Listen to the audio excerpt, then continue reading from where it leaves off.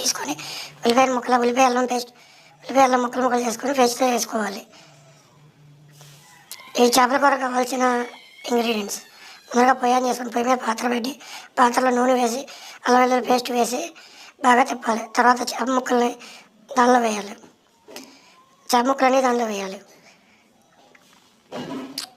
చేప ముక్కలన్నీ సమాంతరంగా వేయాలి. తర్వాత వాటిని ఒకసారి తిప్పుకొని మూత పెట్టేసేయాలి కొద్దిసేపు. తర్వాత ఉడికిన తర్వాత కొంచెం ఉప్పు, పసుపు, మసాలా, కారం, చింతపండు పులుసు పోసేసి బాగా ఉడకనివ్వాలి. ఇలా పొయ్యి మీద కొద్దిసేపు ఉడకనివ్వాలి. ఈ విధంగా ఒక 10 నిమిషాలు ఉడికిన తర్వాత ఊరగాయ నూనె కొంచెం దానిలో వేయాలి. ఈ విధంగా అయిపోయిన తర్వాత ఒక 10 నిమిషాల తర్వాత ఇప్పుడు టేస్ట్ చూడాలి. టేస్ట్ చాలా బాగుంది.